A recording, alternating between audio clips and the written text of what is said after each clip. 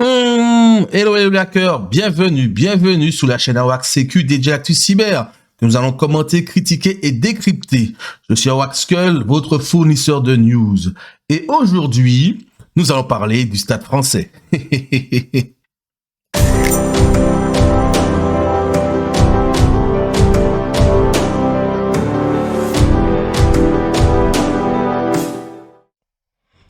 Ah, faites pas attention, je suis un peu malade, j'ai le nez je suis un peu enrhumé. Ah oui, le week-end là, j'ai pris cher. Allez, avant de parler du Stade français, parlons de Realtek. Alors Realtek, c'est une société, une entreprise qui propose majoritairement des drivers pour les PC et l'IoT. Si vous regardez vos drivers audio sur vos PC portables ou PC fixes, hein, je pense qu'à 90%, eh ben, c'est du Realtek. Et Realtek, hein, eh bien, ils se sont fait pirater. Du moins, non. Non. Realtek, ils ont une vulnérabilité et nous avons des tentatives de piratage des IoT utilisant des modules de Realtek. Et donc, des chercheurs en cybersécurité alertent tout le monde car il y a un pic des tentatives d'exploitation de failles critiques hein, et avec des exécutions de code à distance, donc des RCE sur le module Realtek Jungle SDK. Et depuis août 2022. Août, c'est long là, c'est beaucoup de c'est beaucoup de temps là que c'est encore là, c'est vulnérable. Là. Donc ils ont potentiellement dû proposer une mise à jour, mais vu le nombre d'appareils qui doivent utiliser ça, Realtek, eh bien, on doit avoir une masse d'équipements non à jour. Alors, selon l'unité 42 de Palo Alto, la campagne en cours aurait enregistré 134 millions de tentatives d'exploitation en décembre 2022. 97% des attaques ayant eu lieu au cours des 4 derniers mois. Ah, eh bien là, je pense que nos amis cyber malveillants ont un petit coup de boost dans cette fin d'année-là. Et puis avec le nombre de leaks et de piratages qui tombent, eh ben ça aide. Hein, du coup, ça fait boule de neige. Hein. Alors, près de 50% des attaques proviennent des États-Unis, bien sûr, 48,3%, suivi du Vietnam, 17,8%, de la Russie, 14,6%, des Pays-Bas, 7,4%, de la France, Cocorico, 6,4%, donc nous sommes top 5, hein, de l'Allemagne, 2,3%, et du Luxembourg, 1,6%. Alors, on parle bien, les attaques proviennent. Donc, ce qui implique, pour parler de la France, il y a 6,4% des attaques qui viennent de la France et donc un nombre assez important d'appareils IoT vulnérables qui ont été utilisés pour ces attaques. Alors, de plus, 95% des attaques tirant parti des lacunes en sécurité de cette lacune, hein, donc de cette mauvaise configuration d'IoT, de cette vulnérabilité sur les IoT, émanent de la Russie et ont ciblé les organisations en Australie. Pourquoi l'Australie? On ne sait pas. Néanmoins, ce qu'on peut dire, c'est que depuis quelques mois, là, il y a une société australienne qui s'appelle Medibank qui a subi une cyberattaque avec des données qui ont été diffusées et volées, des données de santé. Et en fait, ça met un peu en lumière l'Australie. Et également aussi, la Russie aussi est mise en lumière puisque les attaques les attaques qui ont été découvertes en Australie, selon les premières constatations, proviennent de la Russie, mais il faut prendre tout ça toujours avec des pincettes. Pourquoi? Eh bien, en fait, on parle d'informatique, de logique, de données. Hein. C'est pas, on va dire, l'informatique, ce n'est pas quelque chose avec des données, on va dire des données physiques, hein, physico-physiques, on parle plus de logique. Je m'explique. Une IP, c'est de la logique. Une adresse IP, c'est de la logique. C'est pas, quelque chose de physique qui est positionné à un endroit. Une IP, c'est logique. Et donc, pourquoi je dis ça? Eh bien, lorsqu'on nous dit une attaque vient de la Russie, il y a de grandes chances que ça vienne de la Russie réellement, mais il y a une autre infime chance, mais qui est quand même bien réelle, que l'attaque ne vienne pas du tout de la Russie. En fait, une IP russe est utilisée, ou certes, mais l'attaque d'origine provient d'un autre pays. Voilà pourquoi on va toujours, l'attribution d'une attaque est toujours à prendre avec des pincettes. Alors, bon nombre des attaques que nous avons observées ont tenté de fournir des logiciels malveillants pour infecter des appareils IoT vulnérables, ont déclaré les chercheurs de l'UT42 dans un rapport ajoutant que les groupes de cybercriminels utilisent des vulnérabilités pour mener des attaques à grande échelle sur des appareils intelligents dans le monde entier. Oui. Donc la vulnérabilité en question est la CVE 20 21 35 394 avec un score CVSS de 9.8 et donc c'est du buffer overflow cette CVS du buffer overflow. Alors pourquoi? Alors le problème, donc les problèmes ont été divulgués par Oniki. Donc, anciennement IoT Inspector en août 2021. La vulnérabilité affecte un large éventail d'appareils, du D-Link, du LG, du Belkin encore, de l'Asus et du Netgear. Oui, parce que voilà, on disait en fait, beaucoup d'équipements utilisent Realtek en driver. Donc, je disais tout à l'heure, en fait, des appareils, vos drivers audio, mais pas que. Il y a beaucoup aussi de drivers réseau qui sont sous Realtek. Donc, si on a notre driver réseau d'un équipement qui est accessible sur Internet, potentiellement un routeur D-Link par exemple, qui est vulnérable, ou un routeur Asus, qui est vulnérable à cette IoT, donc il y a double gravité. Il y a la vulnérable à cette vulnérabilité, désolé. Il y a la gravité numéro 1 qui est que l'équipement va servir de faire du DDoS. Je ne sais même pas si c'est la numéro 1. Une seconde gravité, c'est que exécution de code à distance permet de prendre la main sur l'équipement et voir les configurations de l'équipement et potentiellement aller voir derrière, c'est-à-dire côté réseau local et faire du scan réseau. Vous allez voir que ce type de vulnérabilité peut être appliqué à d'autres formes de, d'outils et de logiciels et d'équipements et de plateformes. Donc alors, nous avons un certain nombre d'IP qui ont été découvertes et donc la vulnérabilité, cette CVE là, la 2021-35-394 ici, a été aussi utilisée, ça remonte dans Mirai. Donc l'attaque Mirai, du moins l'attaque Mirai, on va dire ça comme ça, c'était un botnet. Donc botnet, donc c'est-à-dire bot pour robot, net pour internet. Donc c'est un réseau de robots internet composé principalement d'IoT qui à l'époque avait fait des attaques DDoS, c'est-à-dire déni de services distribués. Donc en utilisant cette petite armée de robots pour attaquer divers sites, diverses infrastructures. Et je me souviens bien, à l'époque, il y avait DynDNS, l'infrastructure de DynDNS qui avait été touchée. Allez, c'est affaire à suivre, comme d'habitude. Alors, parlons maintenant du Stade français. Donc, Stade français, notre bon Stade français, club de rugby français, bien entendu. Alors, le Stade français qui a leaké son code source. Donc, selon Cybernews, et c'est Paulina Aucunité, c'est joli ça, Aucunité, qui nous présente cet article. Alors, le prestigieux club français a potentiellement mis en danger ses fans pendant plus d'1 an après avoir divulgué le code source sur son site web.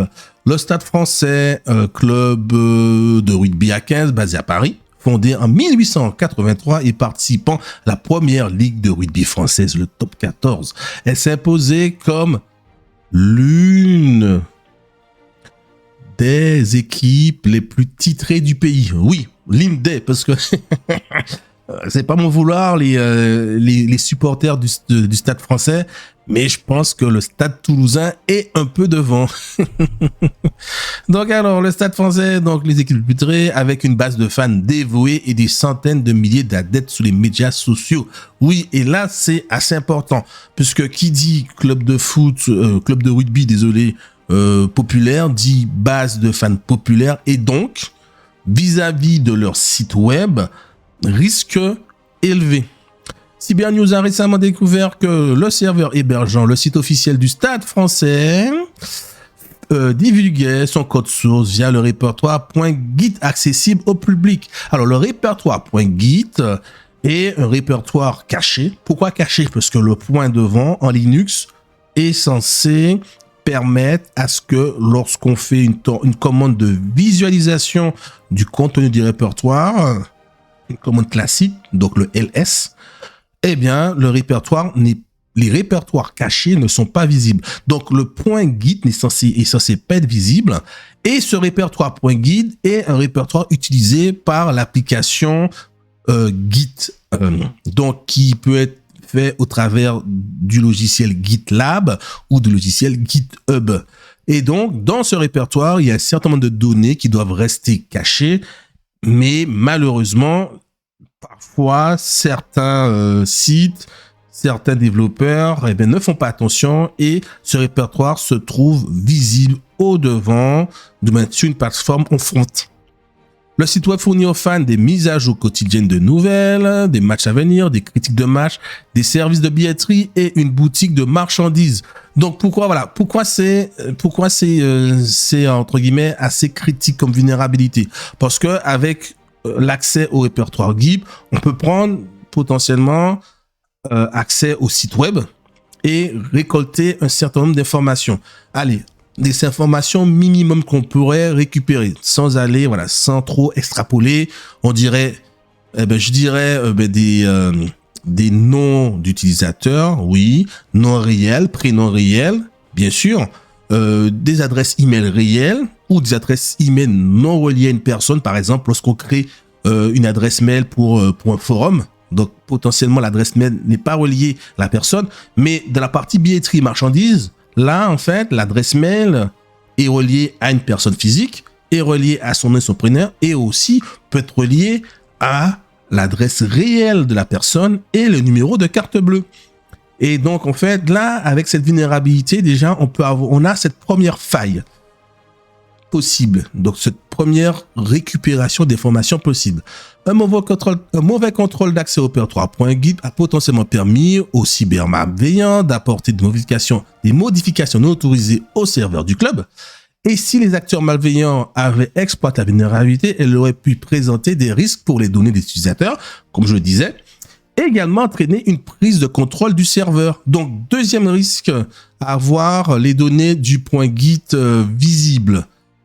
C'est en fait avoir des données d'administration du serveur qui permettent de prendre la main cette fois-ci, non pas sur l'application ou le site web en lui-même, mais vraiment prendre la main sur le serveur.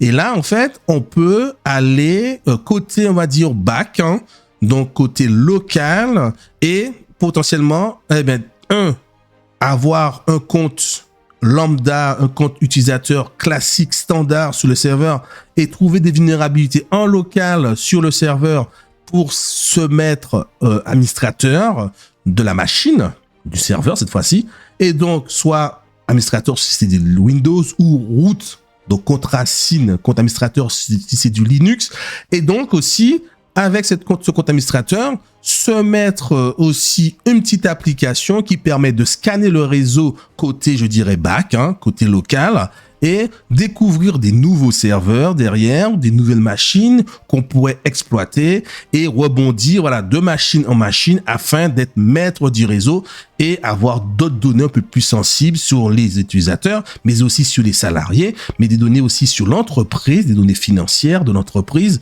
et aussi diffuser des malwares, des rançongiciels pour chiffrer les données de l'entreprise. Voilà le deuxième effet d'avoir le GitHub accessible. Donc, GitHub est un outil populaire qui permet de suivre les modifications de code et aide les programmeurs à collaborer. L'entreprise, le répertoire.git est l'emplacement où les métadonnées et bases de données objets des projets sont stockées. Ah oui. Donc là, on avait l'ID du client, en fait. Bon, ils l'ont caché, mais on avait l'ID du client qui était visible et ça permettait, en fait, de balancer des requêtes non autorisées et pour créer des demandes à l'administration, au service d'administration et essayer de récupérer le maximum d'informations. Donc, un risque sérieux. Ben oui. Alors, l'accès non autorisé au répertoire.git du site web permet à quiconque de télécharger partiellement ou entièrement le code source de l'application. Donc, après, pour l'analyser, on va dire en local, on va dire chez nous en tant que malveillant, en tant que malveillant, analyser le code source pour pouvoir trouver d'autres vulnérabilités et en plus le réinjecter, potentiellement le réinjecter, voilà. Deuxième point, cela soulève aussi des inquiétudes car les cybermalveillants pourraient avoir exploité la vulnérabilité pour tromper l'utilisateur en utilisant des applications malveillantes. Troisième effet d'avoir ce point Git accessible. C'est comme il indique, en fait, c'est une fois que le hacker malveillant a accès au site web, manipuler, entre guillemets, les différentes informations et données qui transitent sur le site afin d'installer des applications malveillantes ou de diffuser des applications malveillantes sur les machines des clients. Et donc, voilà, on se retrouve cette fois-ci à ne plus avoir une attaque vers l'entreprise et les serveurs d'entreprise, mais vraiment vers les clients. Ah oui.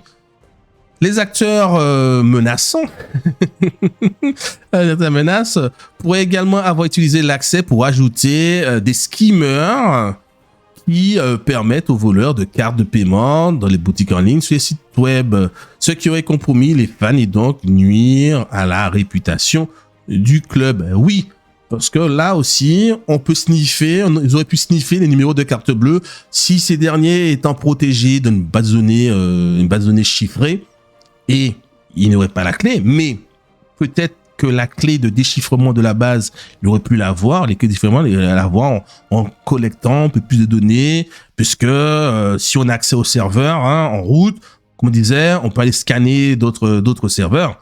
Donc voilà. Mais là, voilà. Imaginons, on installe un outil de skim, on peut sniffer les numéros de carte bleue. Ah, eh oui. Alors, en outre, les chercheurs malveillants pourraient trouver des identifiants des clients tout en analysant le code source. Oui, disposer de telle information peut potentiellement permettre des actions non autorisées au nom des utilisateurs ou des administrateurs de la plateforme. Le point Git du club a été accessible pendant 420 jours. Et là, ils sont plutôt chanceux que pour l'instant, on touche du bois, on est confiant que ce soit Cybernews qui a découvert la vulnérabilité et non un hacker, parce que là, ils auraient pu avoir des diffusions de données et pas mal d'autres choses. Donc, ils ont été alertés et le Stade français a corrigé la vulnérabilité.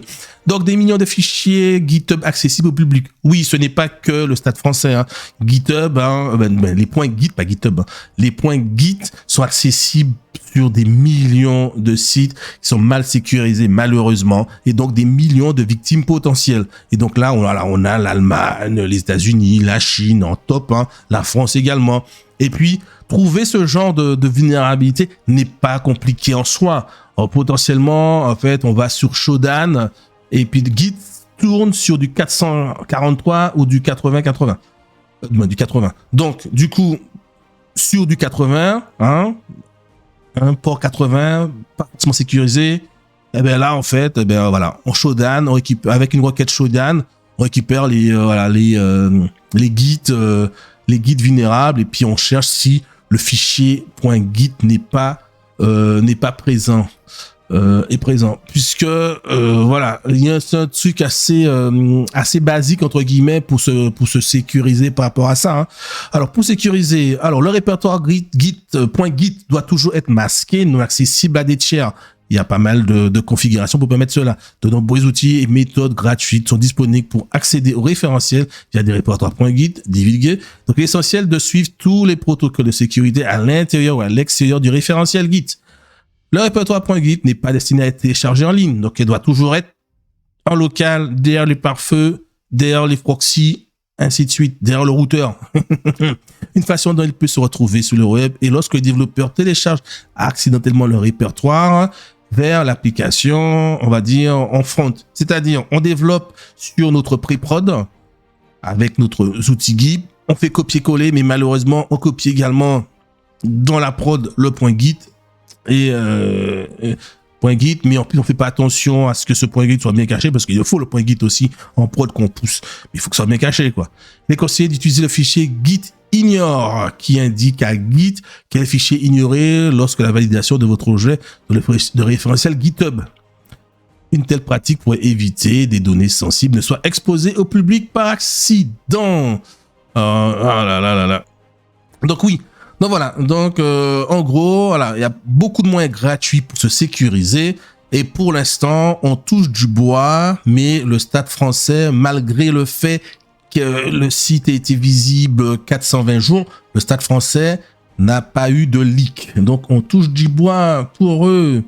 Allez, ici vont et viennent les infos cyber. Merci de m'avoir écouté et donnez-moi en commentaire votre avis. Ciao!